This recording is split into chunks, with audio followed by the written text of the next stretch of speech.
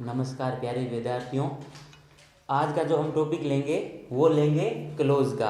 अभी तक हमने 3 चैप्टर कंप्लीट कर दिए थे ग्रामर के, और आज का जो चैप्टर है वो है क्लोज। क्लोज क्लोज का मतलब होता है कि एक शब्द के द्वारा 2 वाक्यों को जोड़ना। जैसे कि क्लोज का 2 अंक आपका बोर्ड एग्जाम में भी क्वेश्चन आता है। और यहाँ पर हम बात करेंगे रिलेटिव क्लोज की।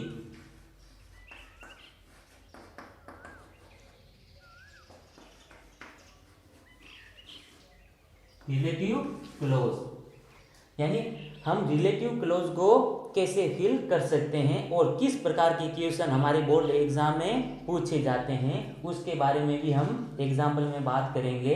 तो चलिए रिलेटिव क्लोज में हम सबसे पहले शुरू करते हैं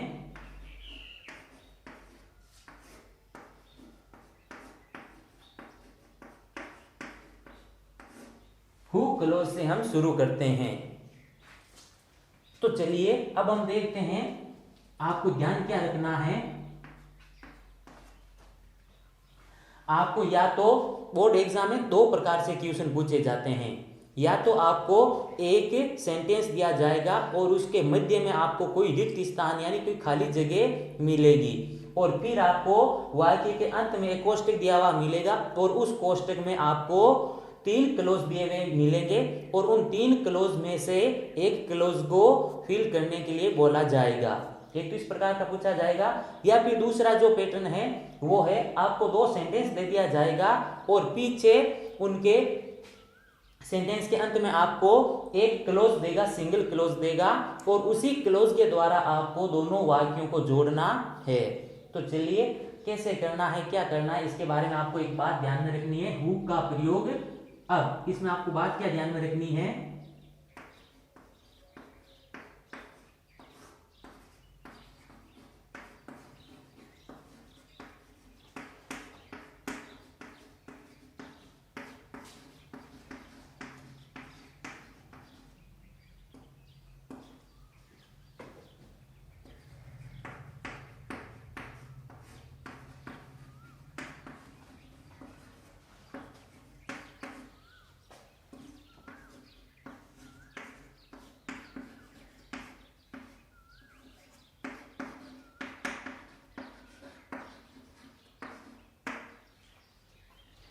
तो चलिए यहां लिखा हुआ है हु का प्रयोग करने से पहले आपको यह ध्यान रखनी है कि अगर आपको 2 वाक्य दिए गए हैं तो क्या ध्यान रखना है, हु का प्रयोग कब करना है, पहले जो आपको सेंटेंस दिया गया उस सेंटेंस का नाउन या प्रोनाउन के बाद में आपको क्या करना, हु को लिखना है, और उसके बाद में आपको क्या करना है, जो दूसरा सेंटेंस दिया जाएगा उस दूसरे सेंटेंस की आपको सबसे पहले यानी हु के ठीक बाद आपको या तो वर्ब या हेल्पिंग वर्ब को लिखना होता है।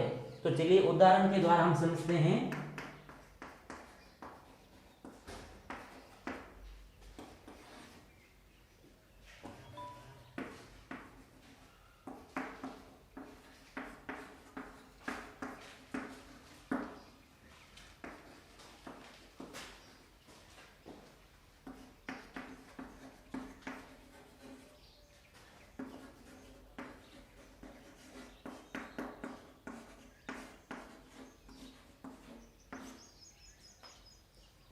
तो चलिए अधिकतर इसी पैटर्न के आधार पर आपको बोर्ड एग्जाम में प्रश्न पूछा जाता है। देखिए 2 सेंटेंस दिए गए हैं, Ram is a teacher, Ram teaches us English, और पीछे आपको दे दिया हु, और बोल रहा है कि आपको क्लोज के द्वारा इन दोनों वाक्यों को जोड़ना है, यानी क्लोज का प्रयोग करते हुए आपको वापस वाक्य को लिखना है। तो चलिए अब आपको यह बात ध्यान में रखनी है, बात क्या है, पहले वाक्य का आपको क्या लिखना है, नाउन या प्रोनाउन तक आपको सेंटेंस को वापस लिखना है। तो नाउन या प्रोनाउन है क्या इसमें, तो देखिए नाउन है, राम और टीचर दोनों नाउन है। तो नाउन के बाद यानी आप राम के बाद में भी हु लगा सकते हो या टीचर के बाद में भी हु लगा सकते हो। अब देखिए राम के बाद में अगर हम हु लगा देंगे तो इज ए टीचर ये पीछे बच जाएगा, लेकिन अगर हम टीचर तक ये सेंटेंस को लिखते हैं तो ये जो हमारा पहला सेंटेंस है ये कंप्लीट हो जाएगा, इससे हमें वापस या बाद में लिखने की आवश्यकता नहीं होगी। तो चलिए मैं आपको दोनों प्रकार से ही बता रहा हूं कि अगर आप राम के बाद में भी हु लगा सकते हो या टीचर के बाद में भी हु लिख सकते हो। यानी आपको इतनी बात ध्यान में रखनी है, नियम क्या कह रहा है कि अगर जहां पर भी आप हु लिख रहे हो तो हु से पहले आपको क्या रखना है, नाउन या प्रोनाउन। तो नाउन है, दो नाउन है, तो आप दोनों में से कोई भी नाउन के बाद में हु का प्रयोग कर सकते हो, जैसे कि राम।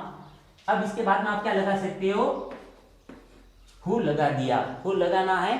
अब उसके बाद में आपको क्या ध्यान में रखना है, अब देखिए जहां पर भी हु का प्रयोग करोगे उसके ठीक बाद में आपको दूसरे सेंटेंस की जो दूसरा वाक्य है उसकी आपको वर्ब या हेल्पिंग वर्ब से वाक्य को शुरू करना है और पीछे जितना भी वाक्य है उसको कंप्लीटली लिखना है।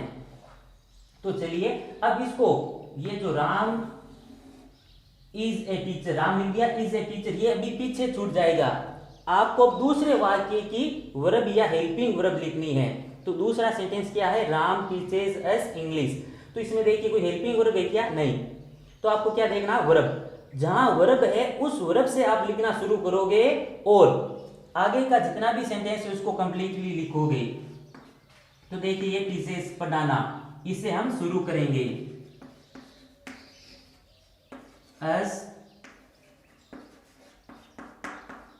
इंग्लिश। तो देखिए दूसरा सेंटेंस हमने वर्ब से शुरू किया और लिख दिया। अब आपको क्या करना है, पहला जो आपका पहला सेंटेंस था उस पहले सेंटेंस में जो हमारे शब्द बचे हुए थे, जो हमारे वर्ड बचे हुए थे, उनको वापस अब लिखा जाएगा। क्या बचा हुआ था, केवल राम लिखा था, इज ए टीचर ये बच गया। तो अब ये लिखेंगे हम अंत में। और यहां पर जैसे आप ये बोलोगे कि हमने राम को वापस नहीं लिखा, तो ध्यान रखना इस प्रकार के जो कॉमन सब्जेक्ट के लिए वर्ड आते हैं उनको हटा देते हैं। राम ये हमने पहले लिख दिया और इसी राम के लिए ये नीचे वाला भी राम है, इसलिए हमने राम को वापस नहीं लिखा। तो देखिए राम लिख दिया, इज ए टीचर को भी लिख दिया और राम को हटा दिया कॉमन वर्ड के कारण, और फिर टीचर्स अस इंग्लिश पूरा कंप्लीट हो गया। तो एक तो हो गया इस प्रकार से। यदि आप राम की बजाय हु ना लगा करके टीचर के बाद आप हु लगाते हो तो वाक्य कैसे बनेगा, राम, क्योंकि हमें लिखना कहां तक होता है, नाउन या प्रोनाउन। तो देखिए राम इज ए टीचर, अंत में क्या आया हुआ है, नाउन आई हुई है, संज्ञा आई हुई है, तो यहां तक भी हम लिख सकते हैं Ram is a teacher. Noun है, नाउन के बाद में क्या लगाना है, हु।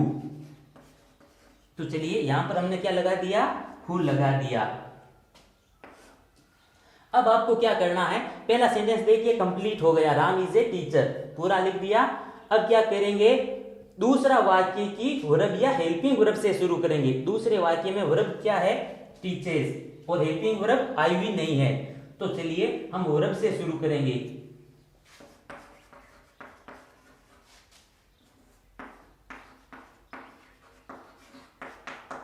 और जैसे आपको बताया था कि सब्जेक्ट के लिए यानी यहां पर जो करता है वही सेम करता है यहां पर है, तो इसलिए हम राम को वापस लिखेंगे नहीं, हटा देंगे दूसरे सेंटेंस में। तो चलिए ये जो हमारा सेंटेंस था ये कंप्लीट हो गया। Ram is a teacher, Ram teaches us English, और हु के द्वारा जोड़ना है। तो ये देखिए दो हमारे सेंटेंस आए हैं और दोनों ही करेक्ट है, चाहे आप ये लिखें या फिर बोर्ड एग्जाम में ये लिखें। तो चलिए अब हम एक और एग्जाम्पल ले लेते हैं, हु का एग्जाम्पल लेते हैं।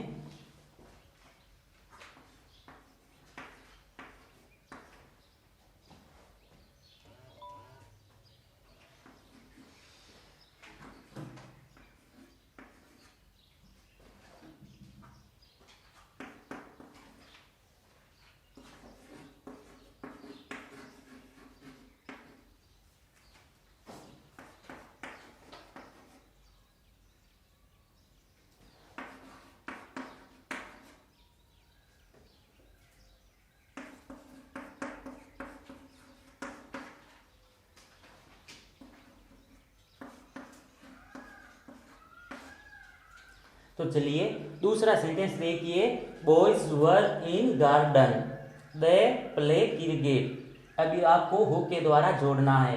तो चलिए हमारा नियम क्या था, हु को लिखने से पहले जो पहला सेंटेंस है उसे पहले आपको कोई नाउन या प्रोनाउन रखना है।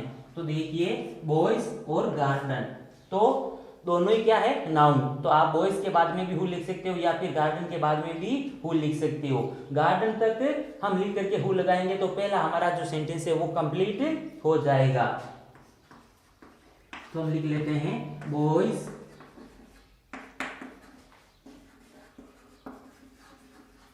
चलिए यहां तक लिख दिया नाउन तक। अब नाउन के बाद में हमें क्या लिखना है, हु लिखना है, लिख दिया।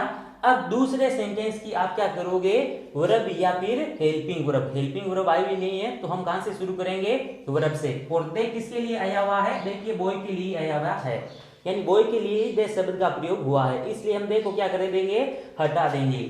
और आगे कहां से शुरू करेंगे, वर्ब या हेल्पिंग वर्ब से। हेल्पिंग वर्ब नहीं है तो हम वर्ब से शुरू कर दिए। तो ये देखिए हमारा क्लोज का जो सेंटेंस था कंप्लीट हो गया। Boys were in the garden they play cricket, boys were in garden who play cricket. तो ये हमारा सेंटेंस था हु का, और यहां तक आपको अच्छे तरह से समझ में आ गया होगा।